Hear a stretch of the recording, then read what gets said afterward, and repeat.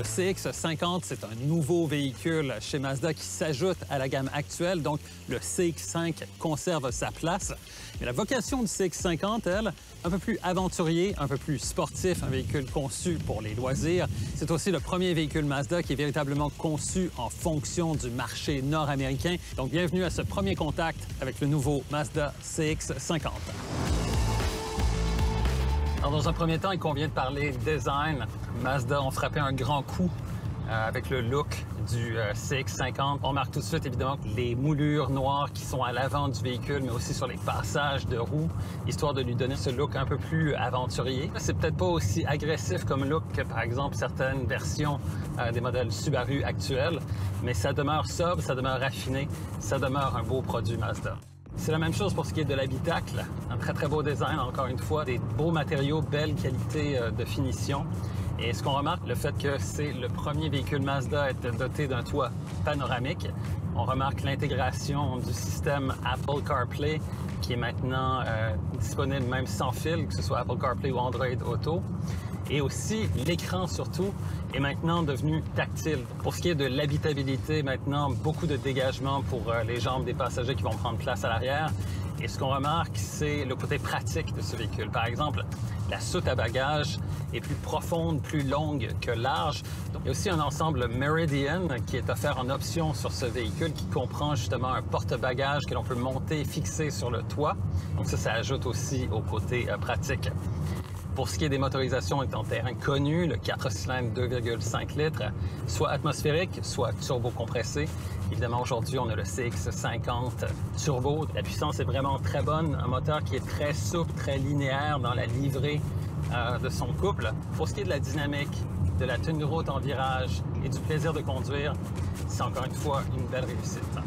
Par contre, il y a toujours, encore une fois, cette boîte automatique à 6 rapports.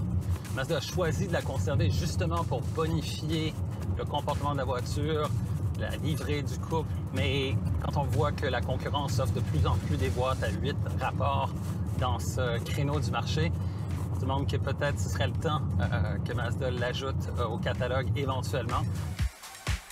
Pour ce qui est des modes de conduite, le système AmIDrive, on propose plusieurs, évidemment, le mode normal, évidemment aussi un mode sport qui vous permet justement de garder les révolutions un peu plus élevées avant le passage au rapport supérieur, mais aussi un mode off-road que l'on peut sélectionner lorsqu'on est sur un terrain qui est plus glissant ou une surface qui est meuble. Et tous les systèmes de la voiture, que ce soit le système de contrôle de la motricité ou encore celui du rouage intégral, deviennent calibrés en fonction du type de revêtement sur lequel on roule. Et il y a vraiment une grosse différence pour ce qui est du comportement de la voiture, de la façon dont la voiture réagit. Et ce qui est particulièrement intéressant aussi dans le cas du CX-50 à moteur turbo, c'est qu'il y a un mode towing, donc remorquage. On peut remorquer jusqu'à 3500 livres.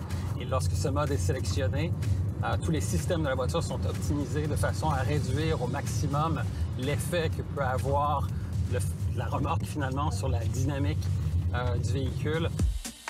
Pour ce qui est de l'électrification, maintenant, on sait que c'est une grande tendance dans le domaine de l'automobile à l'heure actuelle. Pour l'instant, Mazda ne l'offre pas sur le CX-50. Il prévoit offrir éventuellement une version hybride du CX-50 et peut-être encore plus tard, une version hybride rechargeable.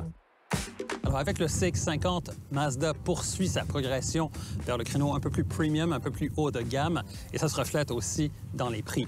De ce côté, le modèle GSL part à 37 900 $.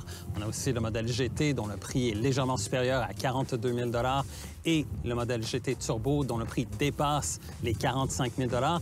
Ça permet au CX-50 de jouer sur deux tableaux, de concurrencer à la fois des véhicules qui proviennent de marques généralistes, comme par exemple Toyota ou Subaru, mais aussi de s'approcher du créneau des marques de luxe comme Lexus et Acura.